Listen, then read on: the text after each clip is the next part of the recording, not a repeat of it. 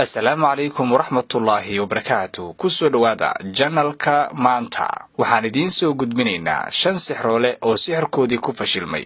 Jason Morrison waa saaxir Amerikaan ah oo caan ah. Waxa uu isku dayay in uu ka yaabsado dadkii daawanayay. Waxa uu sameeyay in uu dhaxgalo haan weyn oo ay biyo ka buuxaan, korna ka qufulan. Waxa uu damacsanaa in uu sida ugu dhaqsaha badan kaga baxo inta uusan biyaha ku hafmin. Haantuna waxa ay ahayd mid aad ciriiri u ah, mana uusan haysan baaxad ku filan oo uu ku dhaqdhaqaaqi karo. Hase ahaatee waa uu ku fashilmay.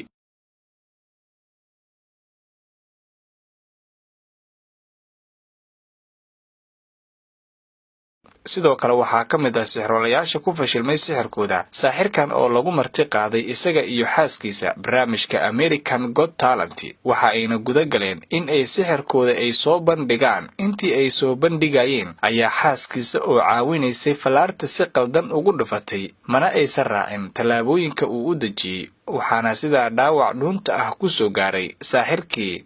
2016 waxaa sidoo kale barnaamij lagu marti qaaday saaxirkan si uu u muujiyo hibada uu sheeganayo. waxauna soo qaatay 3 bashqadood oo mid ka mid ah uu ku jiro mudac ka samaysan bir. waxa uuna ka dalbaday wariyihii barnaamijka la waday in uu gacanteeda qabto, isla markaana waxa uu sameeyay in uu bashqada gacanteeda ku dharbaaxo. hase ahaatee sida uu rabay uma noqon, waxaana dhaawac soo gaarsiiyay gabadha mudacii rasmiga ahaa oo bashqada ku jiray. sidoo kale saaxirkan waxa uu gabar daawanaysa sixirkiisa ka dalbaday in ay ku soo turto dab si uu u qabto, waa uuna ku guuleystay in uu qabto. hase ahaatee markii labaad waxa uu ka dalbaday in ay ku soo tuurto seef af badan, waana ku fashilmay. dhaawac ayaana gacanta ka soo gaaray. ma sahlana in nolosha la isku duugo, hase ahaatee sixroolayaasha nolosha isku duuga ee badbaada waa tiro aad u yar. haddaba saaxirkan ayaa isku dayay in uu nolosha isku duugo, dabadeedna uu badbaado asagoon wax dhibaato ah soo gaarin. waxa ayna guda galeen dadkii caawinayay